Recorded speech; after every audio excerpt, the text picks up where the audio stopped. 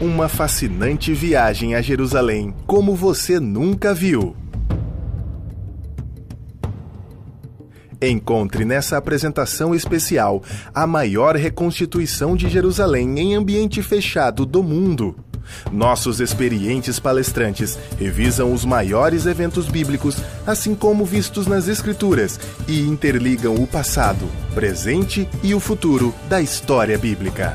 Um material perfeito para igrejas, estudos bíblicos, escolas dominicais, programas de ensino cristão e para o seu lar. Jerusalém na época de Cristo.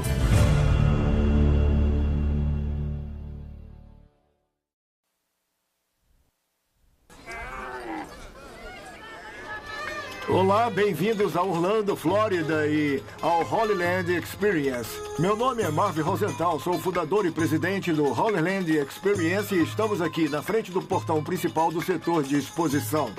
Achamos que vocês irão gostar da apresentação que irão ver, pois vamos levá-los para 2000 anos atrás no tempo, até a cidade de Jerusalém na época de Cristo e um pouco além disso, na época dos grandes profetas e sacerdotes de Israel. A maquete que vocês irão ver foi construída por nosso pessoal e por voluntários no período de 18 meses. É a maior maquete indoor do mundo de Jerusalém. E sabemos que ficarão encantados com as informações e com a apresentação que irão ver. É bem oportuna, pois Jerusalém é a cidade e capital mais importante na face da terra. O maior número de guerras tem sido travadas em Israel do que em qualquer outro lugar no mundo. A razão disto é que Israel é a ponte entre 3 grandes continentes. Ao sul fica a África. Ao norte e oeste fica a Europa. E ao norte e leste fica a Ásia. E é o único modo de se conectar com estes 3 continentes. Se quiser ir da África para a Ásia ou da Ásia para a Europa, é através do território de Israel.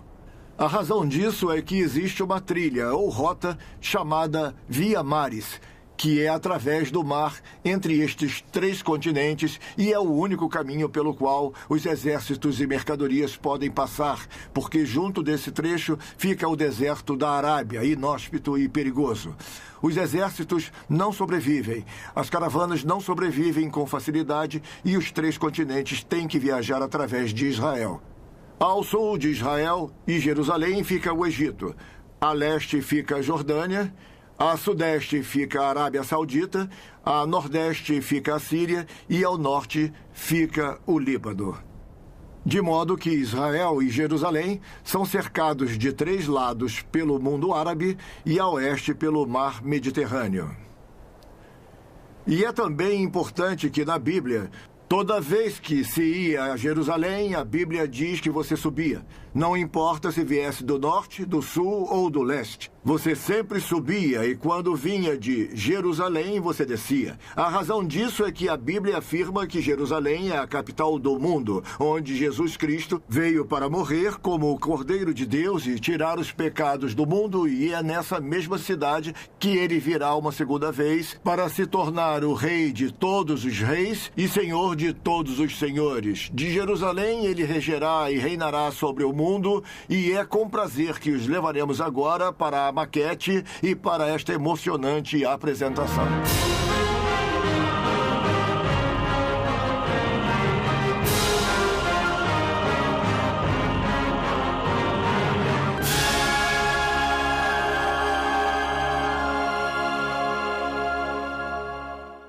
Senhoras e senhores, bem-vindos ao Holy Land Experience. O que vocês estão vendo é uma réplica de Jerusalém como era em 66 d.C. Esta é a cidade logo após a destruição por Roma em 78 d.C., após a morte, o sepultamento e a ressurreição do Nosso Senhor. Bem à sua frente está a parte chamada a Cidade de Davi. Ela vem do ano 1000 a.C. Davi conquistou estes 11 acres dos jebusitas que habitavam esta terra. No ano 1000 a.C., quando Davi foi coroado rei e precisava de uma cidade neutra como capital, sabendo que se escolhesse qualquer outra cidade próxima de qualquer uma das 12 tribos, provocaria muito mais inveja e inimizade do que já existia. Porque Davi vinha tendo muito trabalho para unir aquelas 12 tribos. Jebus era o local perfeito. O problema era como dominá-la, pois era quase inexpugnável. Havia um poço ao lado da cidade, uma fonte conhecida como a Fonte de Gihon, do lado de fora dos muros, e os jebusitas fizeram um túnel por baixo do muro, cavaram um poço de 20 metros de profundidade, por onde eles tinham acesso à água nos tempos de seca. Alguns dos homens de Davi sabiam desse túnel. Eles acharam a fonte Gihon, entraram pelo túnel e escalaram o poço. Foi um pouco difícil, mas conseguiram abrir o portão da cidade. O exército de Davi conseguiu entrar e assim dominar a cidade com relativa facilidade. Mais tarde, Salomão acrescentaria este trecho da cidade ao norte e construiria no Monte Moriá o primeiro dos templos. O templo de Salomão foi construído em terreno do Monte Moriá. E sobre aquele monte, Abraão levou o seu filho, seu único filho. O amarrou, o colocou sobre um altar construído por Deus. Ao levantar uma faca para matar seu próprio filho, em obediência a Deus, embora detestasse isso, um anjo de Deus deteve Abraão e trouxe um cordeiro, o qual viria a ser um dia mais tarde o Cordeiro de Deus, como um retrato disto, para tirar os pecados do mundo. Sabemos, é claro, que ele não teve que sacrificar Isaac. Um cordeiro tomou seu lugar, mas foi ao Monte Moriá que Deus o mandou. Moriá é uma colina de 300 e poucos metros de extensão.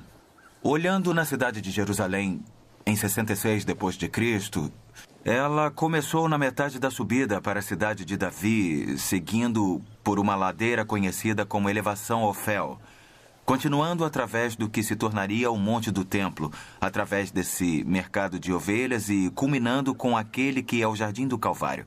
Tinha, portanto, 300 metros de extensão. Mais tarde, com o rei Ezequias, a cidade se expandiria para o oeste. Podem ver um muro vindo do sul e cruzando, do extremo sul, atravessando a crista daquele que se chama Monte Sião. Podem ver aquele muro que foi derrubado. Esse era o muro que havia e entrava por trás do templo quando os babilônios desceram e destruíram a cidade em 586 a.C. Quando os babilônios destruíram a cidade, eles o fizeram cativos por 70 anos. Mas, sob o comando de Esdras e Neemias, eles reconstruiriam a cidade de Davi. Não reconstruíram a parte que Ezequias havia construído porque apenas um remanescente voltou da terra. Por 70 anos, o templo permaneceu destruído. Era um monte de ruínas por toda a cidade. E aí, com a volta do povo judeu, sob a liderança de um homem chamado Zorobabel. Quando Zorobabel veio, seu alvo principal era reconstruir o templo. Quando Zorobabel reconstruiu o templo, este foi dedicado em 516 a.C. E era um templo simples e tinha o exterior menor que o templo do rei Salomão. E tinha a aparência bem mais simples. E o dia da dedicação foi uma grande mistura de emoções. Alguns daqueles judeus antigos, a Bíblia nos diz, quando viram esse novo templo, choraram literalmente. Era muito inferior ao templo de Salomão. Mas havia um outro grupo que nunca tinha visto o Templo de Salomão. Tudo o que sabiam era a história de que o templo era a construção mais sagrada para o povo judeu. E quando um templo, qualquer tipo de templo, era reconstruído, era motivo de grande alegria. Quase nos faz pensar se um grupo sabia o que o outro estava fazendo. Mas havia dois grupos, ambos choravam e se alegravam. E foi assim que ficou até que os reis asmoneus chegassem.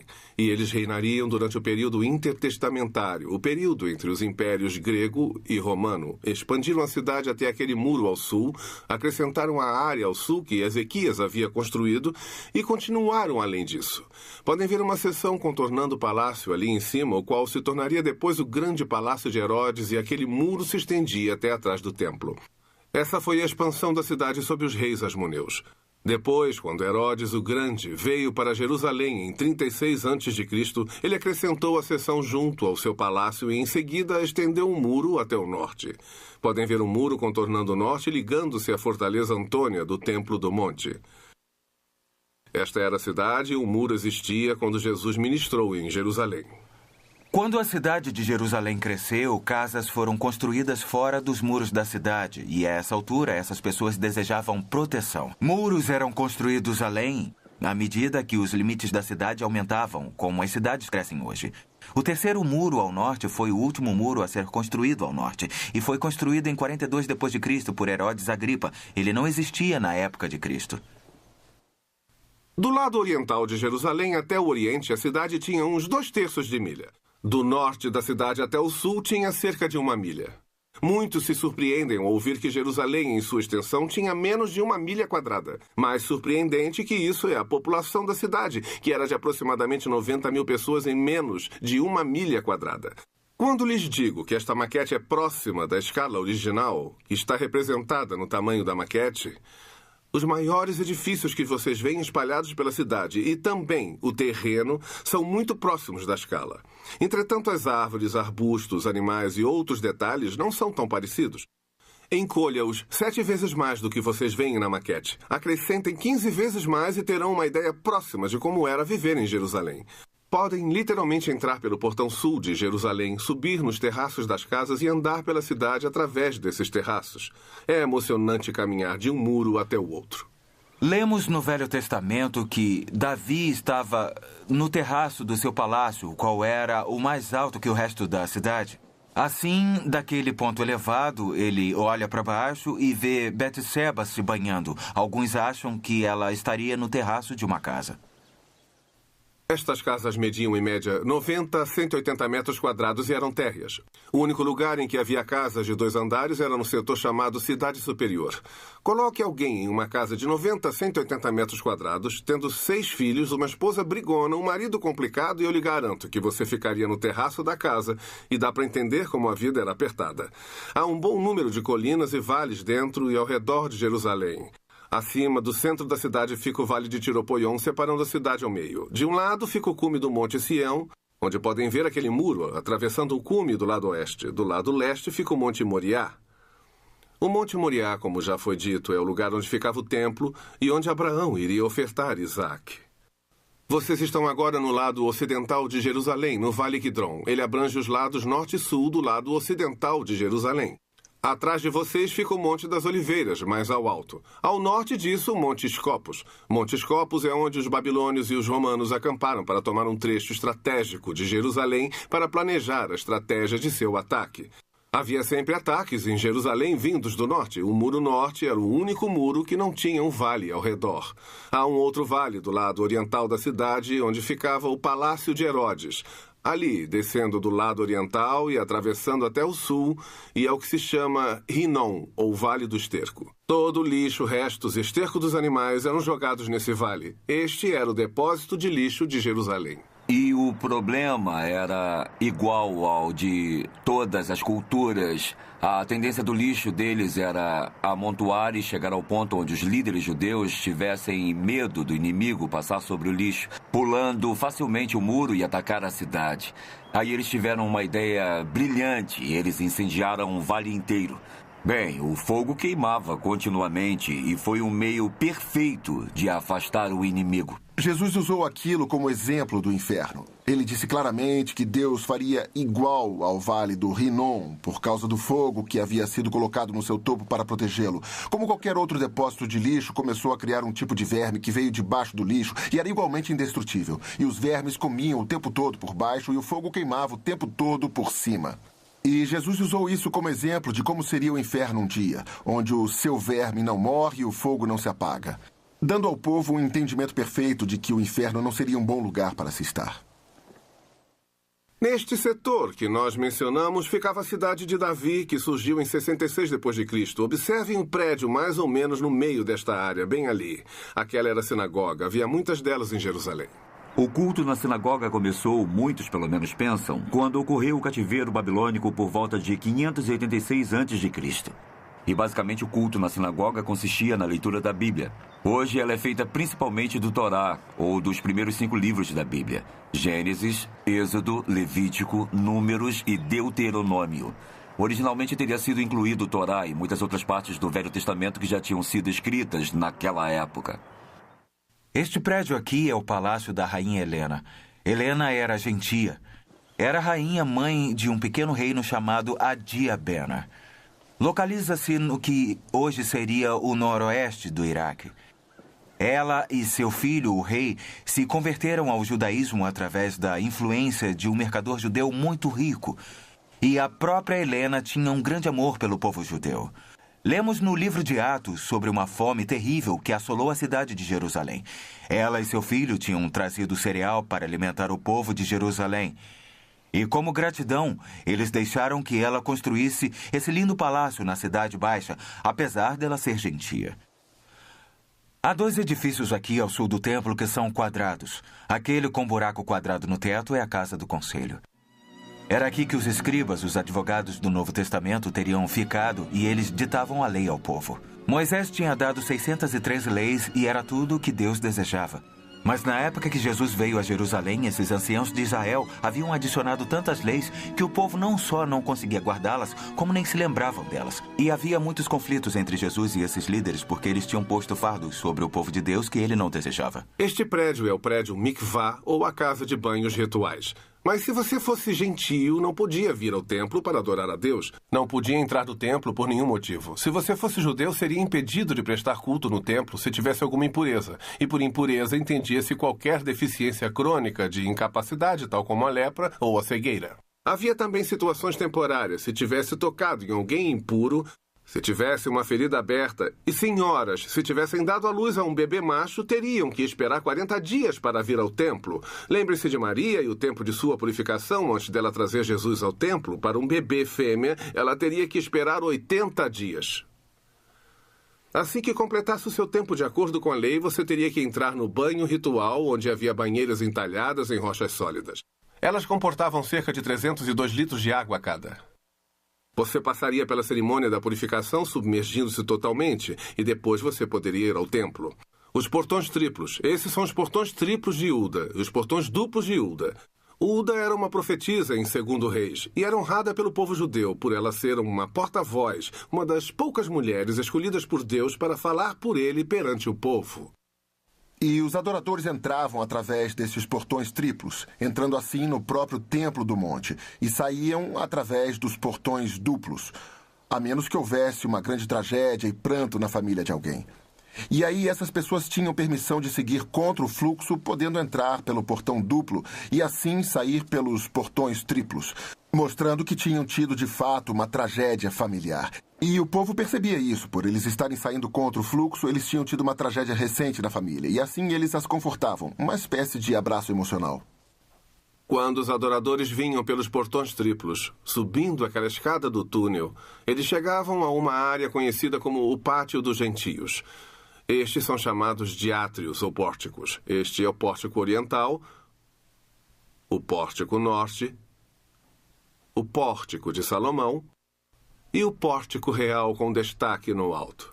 Joséfos nos diz que Herodes o Grande era o mestre construtor. Ele era um gênio em se tratando de arquitetura.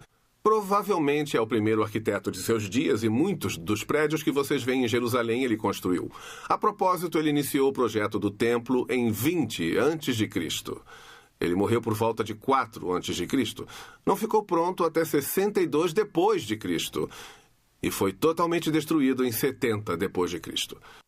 Ele teria tido lindos mosaicos de mármore branca polida no primeiro andar. Era onde ficavam os 70 anciões do Sinédrio de Israel. A casa de pedra lavrada era onde o Sinédrio se reunia. Era uma parte da coroa real. Era tão magnífico que se rivalizaria com qualquer catedral europeia em beleza e magnitude. Eles governavam sobre os assuntos civis. Qualquer tipo de julgamento ou questão legal eram eles que cuidavam. Parecido com o nosso Tribunal Superior e Senado, tudo junto em um. A única coisa que não podiam fazer em seu próprio governo era a pena capital, a qual ficava restrita a Roma. Na Fortaleza Antônia, no Templo do Norte, era a área onde todas as penas capitais eram dadas pelos romanos. Dentro do templo, vocês notarão um muro que contorna o próprio templo. Ele se chamava Shell. E era barreira para os gentios. Nenhum gentio podia ir além do Shell e havia placas de aviso em cada entrada dizendo que se um gentio fosse pego além daquele ponto, seria executado. A pena de morte, neste caso, era realizada por bandos. Eles simplesmente os levavam para o vale e apedrejavam até a morte. Mas essa barreira era uma coisa muito importante para o povo judeu porque eles eram mais exigentes que os gentios que, sendo impuros, não teriam permissão para entrar no recinto do templo sagrado. Em Atos capítulo 21, lemos o relato do apóstolo Paulo. Paulo tinha ido a Jerusalém. Ele tinha levado consigo um amigo grego. E estando lá, ele foi ao templo.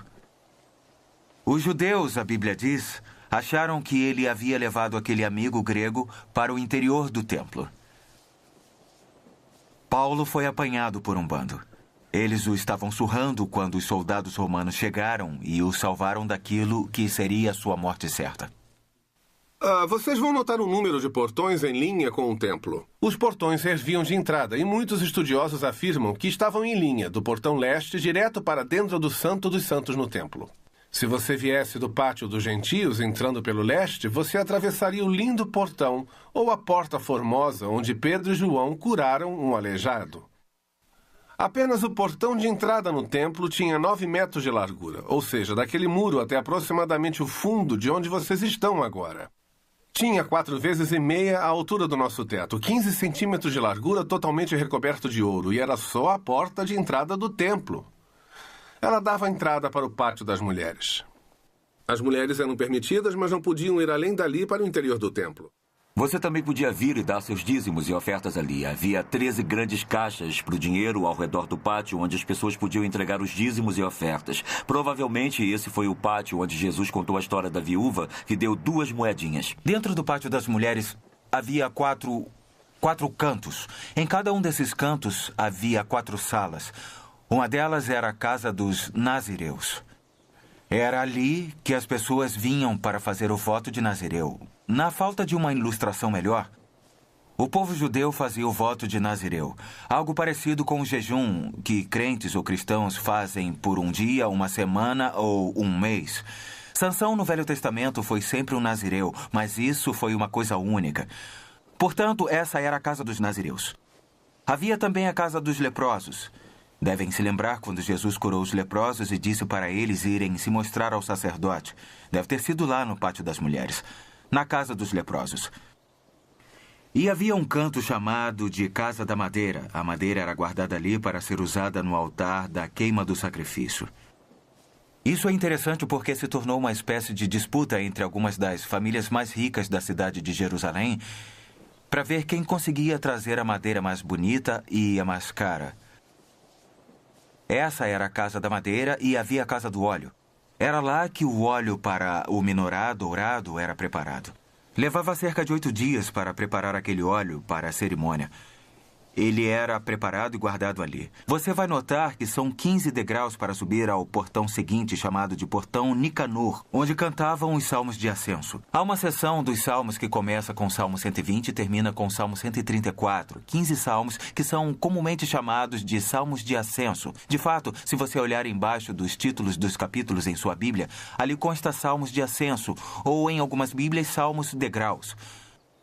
Na festa dos tabernáculos, os coros levíticos e os músicos se reuniam nos lados daqueles degraus, e os adoradores, à medida que subiam, iam cantando os salmos de ascenso. Subiam o primeiro degrau e cantavam o Salmo 120, e então o 121, 122. Felizmente, quase todos eles são salmos muito curtos. A madeira e o óleo, é claro, tinham que ser levados aos respectivos lugares de uso, de modo que eram levados cerimoniosamente pelos degraus de ascenso através do portão Nicanor. A madeira até o altar da queima do sacrifício. O óleo levado pelo sacerdote, cuja função era, naquele dia, encher as vasilhas de ouro do menorá de ouro e aparar os pavios. Ele o levava para o santo lugar para o uso no menorá de ouro. O altar bronze ficava aqui, a bacia onde eram lavados os cordeiros. O altar neste templo tinha 14 metros de largura por 14 de altura. Se encaixaria neste cômodo aqui. Faziam ali milhares de sacrifícios. A bacia era onde eles mantinham a água para o banho dos sacerdotes e todos os instrumentos dos sacerdotes e dos sacrifícios, onde lavavam os cordeiros e todas as suas partes para certificar de que não tinham tumores. Tudo tinha que ser lavado e purificado. Aquela bacia neste templo comportava 64 mil litros de água. Era esvaziada e enchida todos os dias. Dentro do templo havia 2 cômodos. A única parte que é realmente do templo é a parte central dos fundos de toda a área do pátio. É o edifício em si. Ele contém basicamente a parte frontal do pórtico que o próprio rei Herodes o Grande acrescentou e que tinha cerca de 54 metros. Ela tinha os 2 maiores cômodos, considerados os principais pelo povo judeu do templo. O cômodo da frente, claro, era o Santo Lugar. Atrás dele ficava o Santo dos Santos. Aquele lugar era o mais sagrado de todo o monte do templo.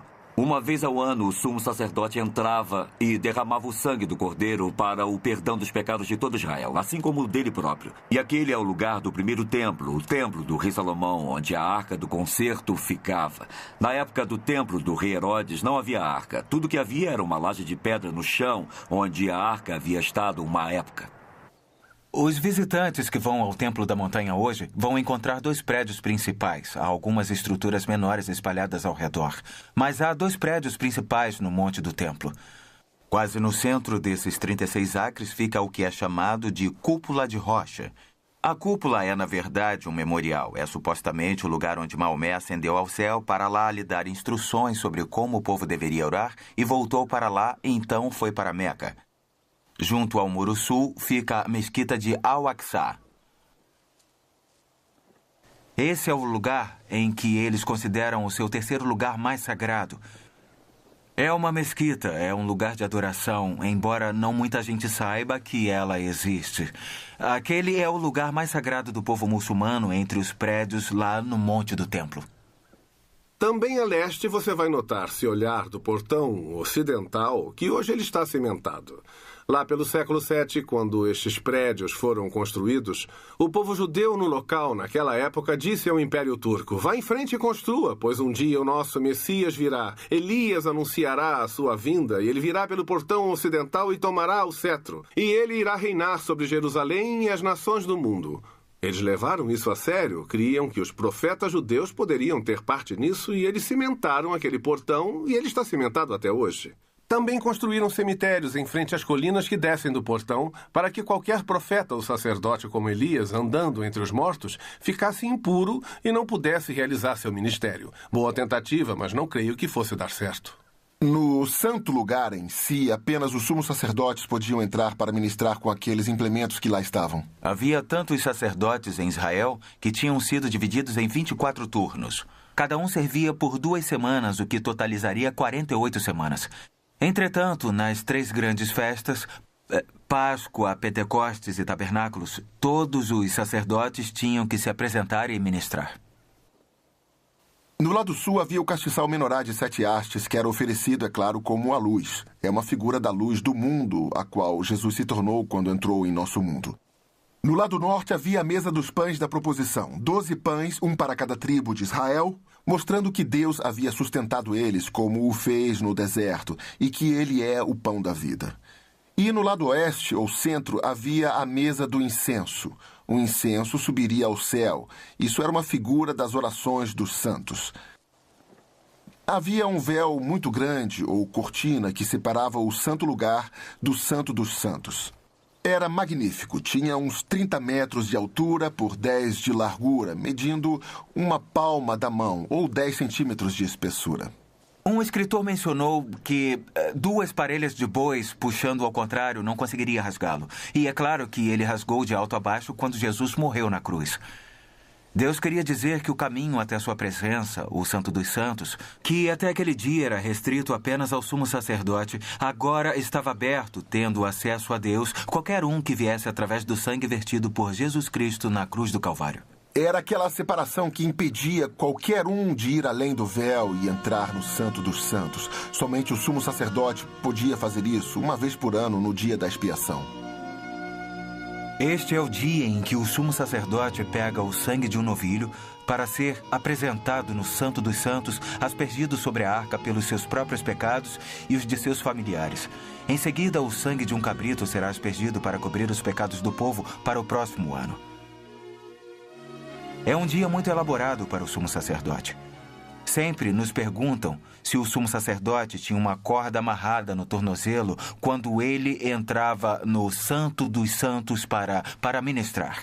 A ideia é que se ele por algum motivo estivesse cerimonialmente impuro ou inaceitável para Deus quando entrasse no Santo dos Santos, Deus o mataria ali mesmo. Ninguém poderia entrar para pegá-lo, por isso amarravam uma corda nele para puxá-lo para fora. Como iriam saber que ele estava morto? Bom, havia guizos em torno da barra de seu manto, e quando os guizos paravam de suar por um longo período, a teoria diz que ele deveria estar morto e o puxavam para fora pela corda. Até onde nós sabemos por todas as nossas pesquisas, nossos estudos dos escritos, pelas tradições, essa tal corda ou esse evento não ocorreu.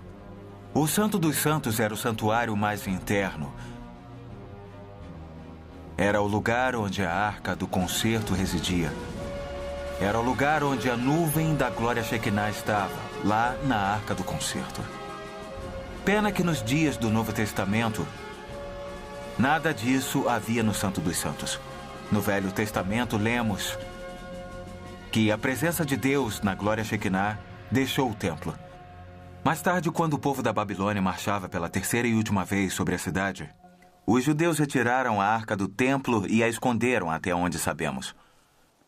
De modo que nos dias do Novo Testamento, quando o sumo sacerdote entrava além do véu, tudo o que havia lá naquele momento era uma base de pedra de 8 centímetros de altura na qual a arca estaria colocada. O prédio que vocês veem ao norte do templo é a Fortaleza Antônia.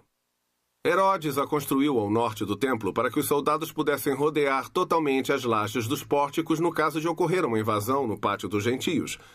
Do lado de fora havia 2 reservatórios de água e o mercado, onde guardavam as ovelhas para os sacrifícios. O reservatório de Israel localizava-se ao longo do muro norte do Templo do Monte. Alguns arqueólogos sugeriram que ele fazia parte da Fortaleza Antônia original. De fato, o fosso que o cercava foi mudado quando o rei Herodes o Grande o reformou para Marco Antônio. Mas outros também têm afirmado que pode ter sido usado e chamado em certa ocasião de o Lago dos Cordeiros, onde os cordeiros eram banhados e preparados para a adoração no templo.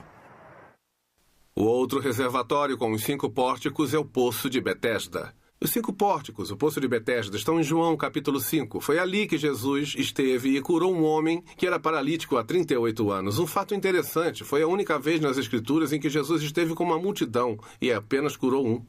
E os líderes religiosos condenavam Jesus por ele o ter curado em um sábado. Interessante como muitas vezes Jesus fez curas num sábado. Ele estava ilustrando a verdade que o sábado foi feito para o homem e não o homem para o sábado.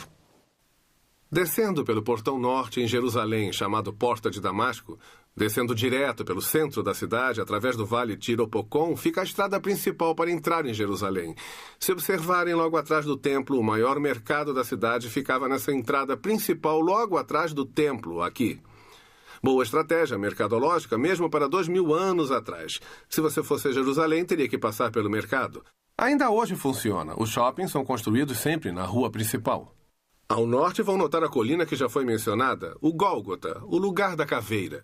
Os romanos sempre crucificavam ao longo da estrada principal de entrada e saída de qualquer cidade que ocupavam. Queriam que todos os visitantes vissem de perto e pessoalmente qual era o castigo para os crimes contra Roma.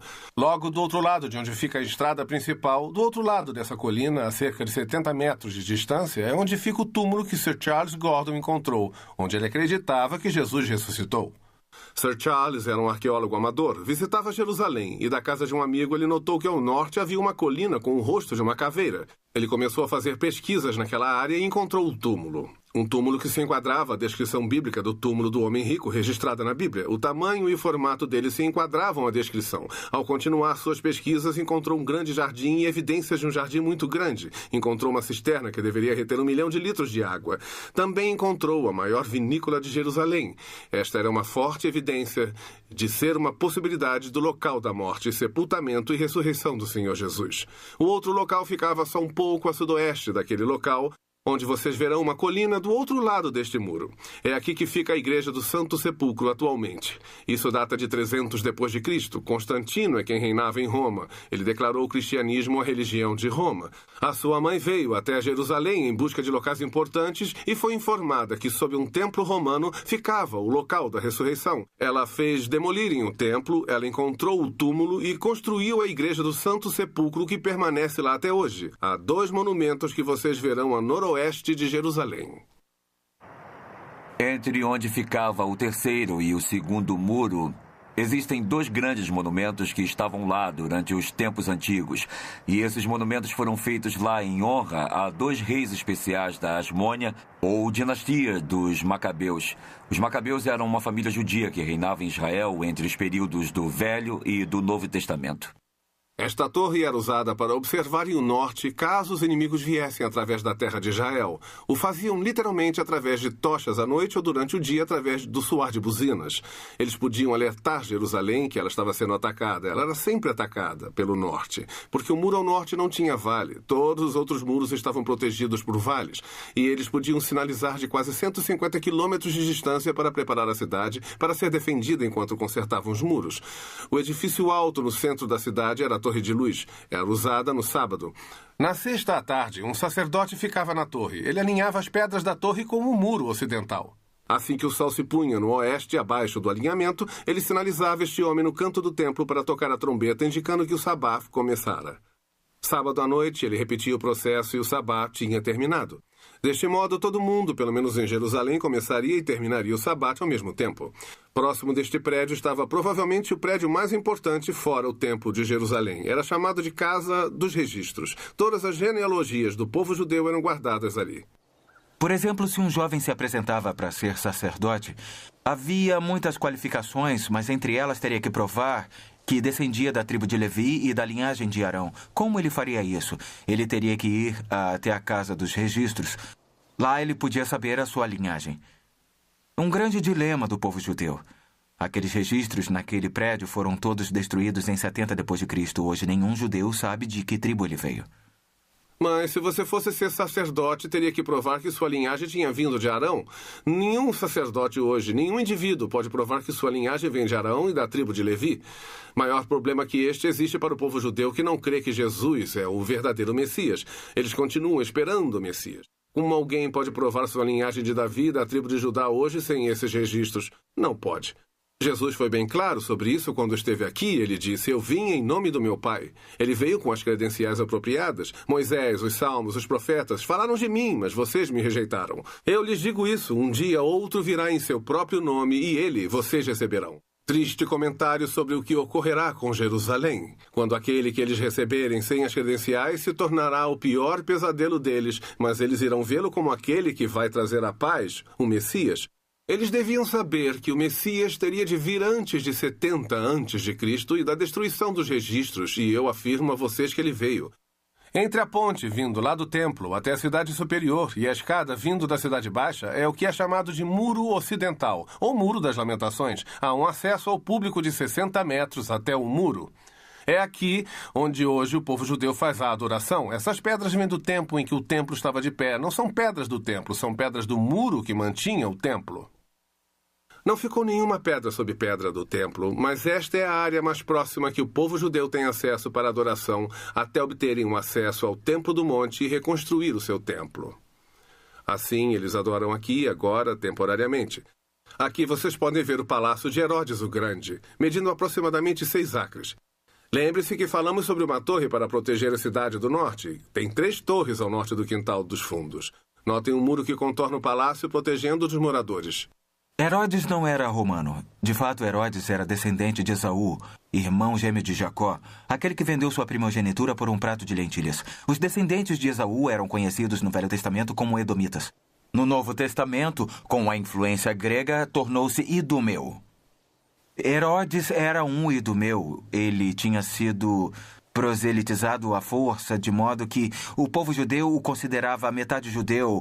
Essa foi a única razão por que o aceitaram, embora com reservas, como seu rei, porque, pelo menos, havia um vínculo da parte dele ao judaísmo.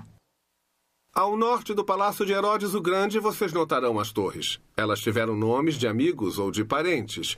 Fazael era um membro da família dele, a outra era Hípicos, que era comandante de seu exército e também amigo, e Mariane. Mariane era uma das suas 10 esposas, uma princesa judia e um símbolo de conquista para o povo judeu. Mas não durou muito tempo. Foi espalhado um boato pelo único membro da família de Herodes o Grande que tinha ciúmes de Mariane, de que ela estava tramando pelo trono em favor dos 2 filhos que ela tivera com ele.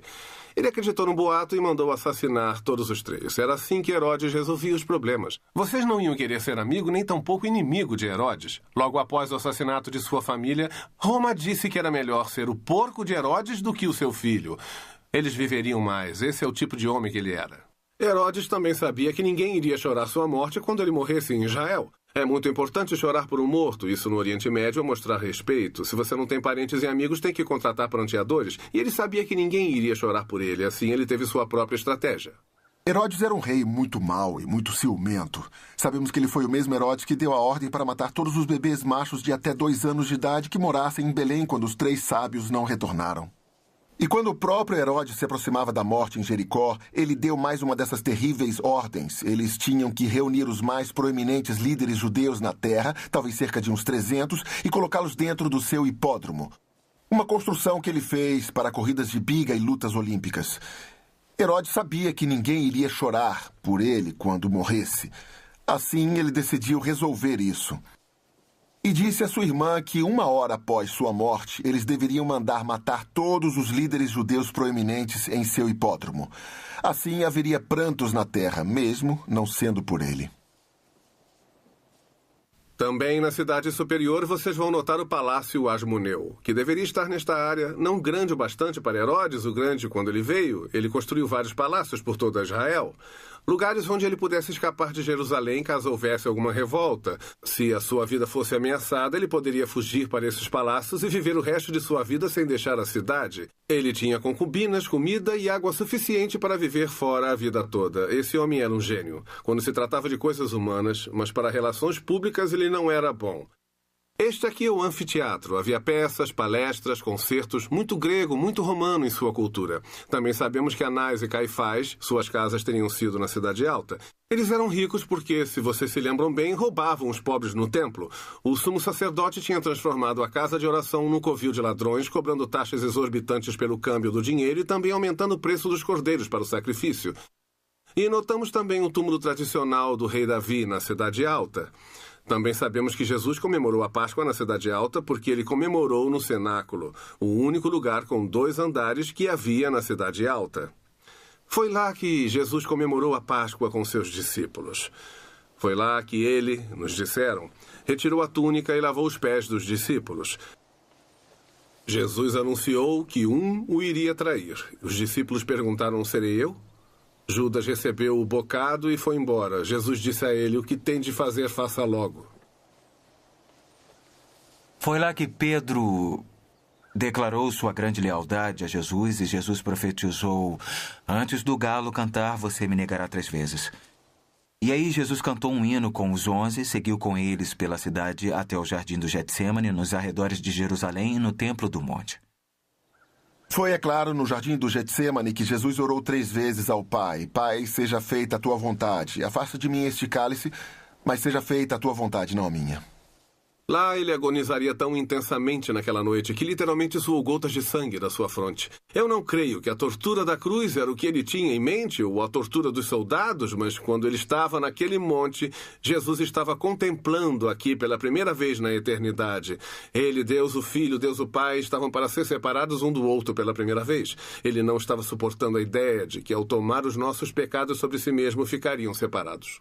Também sabemos que após o momento de oração, os discípulos adormeceram, é claro. E eles foram interrompidos por Judas e os guardas. E Judas traiu Jesus com um beijo e os guardas prenderam Jesus. Os discípulos fugiram após Pedro cortar a orelha de um guarda. E então Jesus é levado para a casa de Anás primeiro, novamente na Cidade Alta. Anás tinha sido o sumo sacerdote, ele ainda tinha poder por trás daquele cargo. Um julgamento breve, mas ilegal ocorreu lá. Interessante notar que os judeus daquela época tinham mais leis para proteger os acusados do que temos na América hoje. E eles violaram cada uma delas naquela noite. Da casa de Anás, ele foi levado ao palácio de Caifás. Caifás era genro de Anás. Com falsas testemunhas, fizeram um julgamento ilegal que durou a noite toda.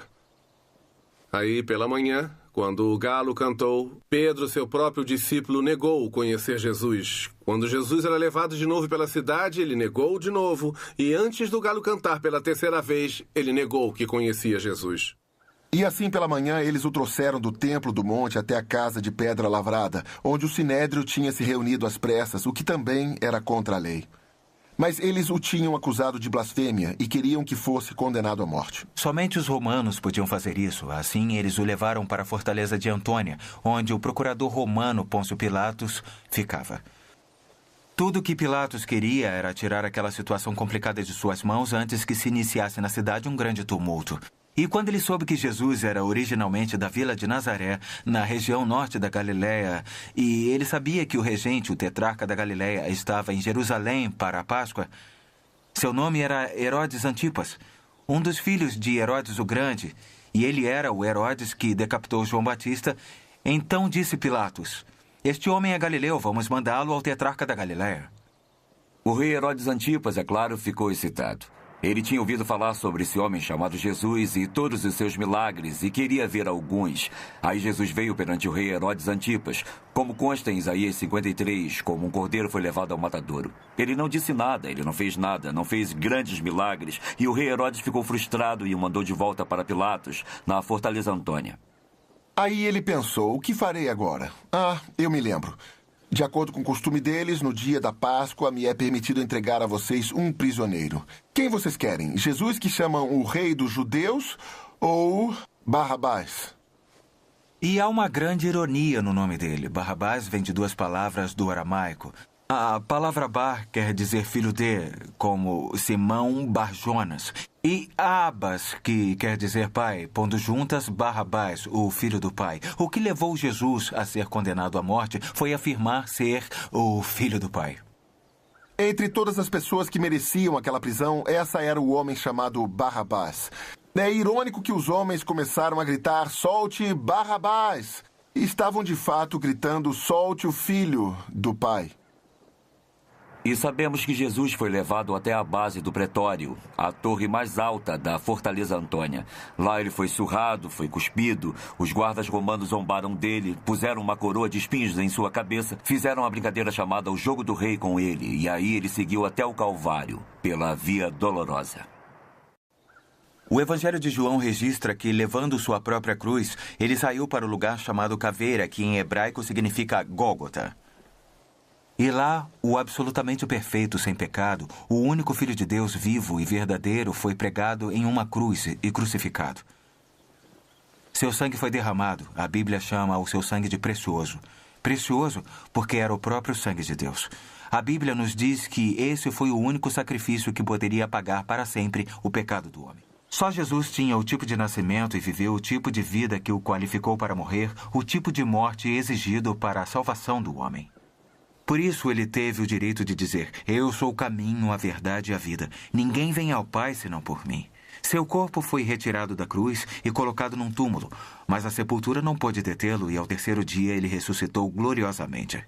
Ele mandou seu anjo do céu retirar aquela pedra, não para deixá-lo sair, mas para que soubessem que ele ressuscitou, como disse que faria. Ele ressuscitou gloriosamente, sendo visto durante 40 dias em Jerusalém e arredores por seus apóstolos e muitos dos seus discípulos. Lá no Monte das Oliveiras, ele subiu naquela magnífica nuvem gloriosa. Os anjos disseram aos discípulos, ele voltará novamente. Se há uma coisa que podemos estar certos, é que Jesus, de fato, irá voltar. Aqui, no extremo sul de Jerusalém, fica o Poço de Siloé. Este é outro evento em que Jesus fez uma cura. O poço foi formado no Velho Testamento, nos tempos do rei Ezequias. Ezequias mandou cavar um túnel que ainda leva seu nome, a partir da fonte de Gihon. Essa fonte fica do lado de fora do muro da cidade. Ele construiu um túnel que torcia e mudava o caminho por baixo através das pedras, formando o poço em si. No poço de Siloé, Jesus pegou argila e cuspiu. Aí misturou tudo e colocou nos olhos de um cego. Ele disse para ir lavar no poço que ele passaria a enxergar. E ele fez isso. É fascinante, ele só fez 2 vezes, uma aqui em Jerusalém e a outra na Galiléia, onde ele curou com cuspe. Não encontrei nada das escrituras que mencione sobre cura com cuspe. Mas havia uma grande tradição estabelecida pelos líderes de Israel que ficou por quase 100 anos. Que quando o Messias viesse, ele ressuscitaria os mortos e curaria os cegos e os enfermos, que ele faria as curas com o seu próprio, adivinhe, cuspe.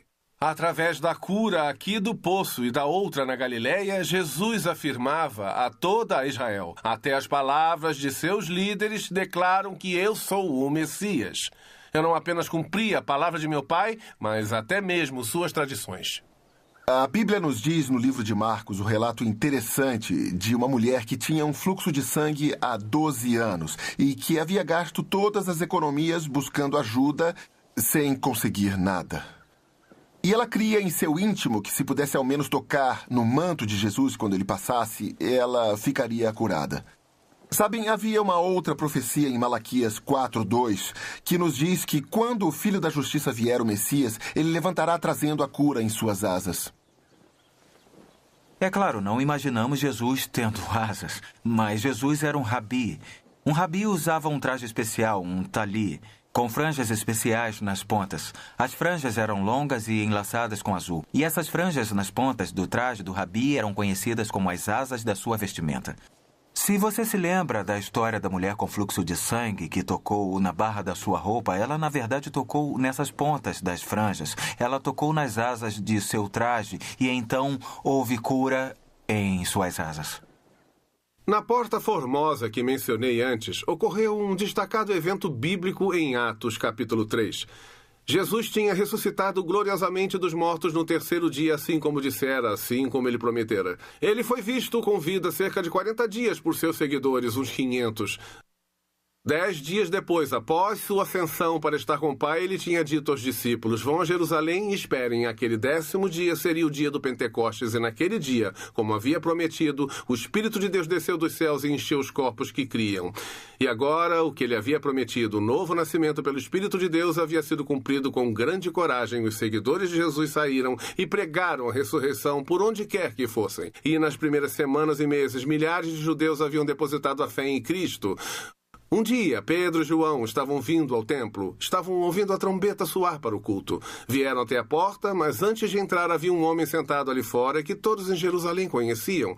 Passavam por ele todo dia, um aleijado de nascença. Na porta, fixaram os olhos nele, pararam e olharam fixamente e disseram: não tenho prata nem ouro, mas o que tenho, isto lhe dou. Em nome de Jesus, levante e ande.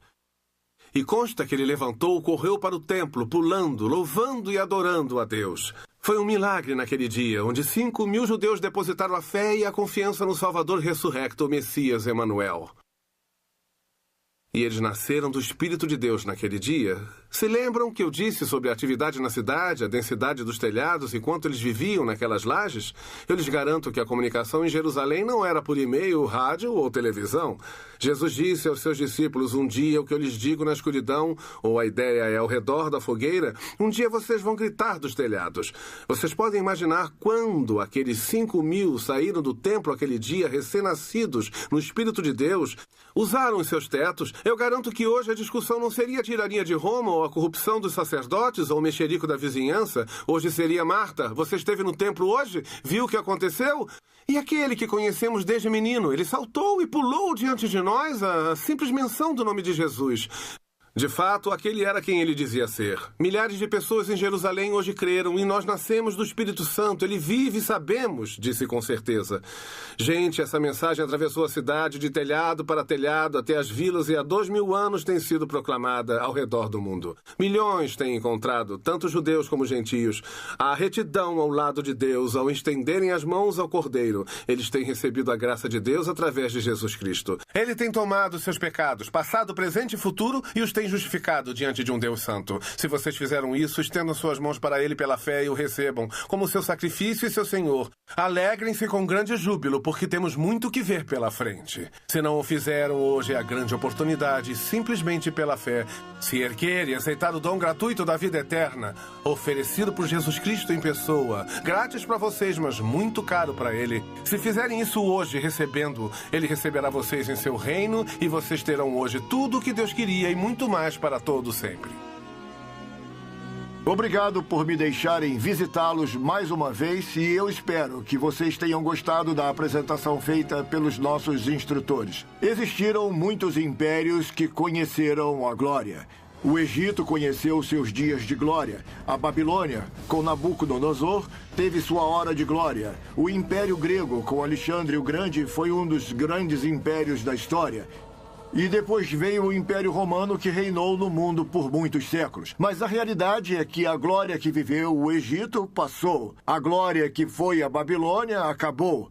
A glória que a Grécia teve existe apenas nos livros de história. A glória que Roma teve só pode ser lembrada. Todos esses impérios tiveram seus dias de glória, mas somente a terra de Israel e sua capital, Jerusalém, conheceu tanto a glória do passado com Davi e Salomão, como conhecerá a glória de novo quando o Senhor Jesus retornar como filho de Abraão, como filho de Davi, para se tornar o legítimo herdeiro do trono de Israel e sua capital, Jerusalém. E dessa posição ele se tornará o Rei dos Reis, o Senhor dos Senhores, de modo que há um grande dia esperando aqueles que amam o Senhor Jesus Cristo e confiam nele como Salvador, porque ele trará a era de ouro, quando o lobo será vencido pelo cordeiro, quando as armas de guerra serão transformadas em armas para o cultivo agrícola, quando a justiça e retidão se tornarão uma realidade na terra. Muito obrigado por nos visitarem aqui em Orlando, no Holy Land Experience. E se seus planos de viagem os trouxer à Flórida Central, queremos convidá-los para vir até aqui conhecer tudo que temos e passar umas 6 ou 7 horas com a gente. Sei que irão apreciar bastante as outras maquetes. Obrigado e Deus os abençoe.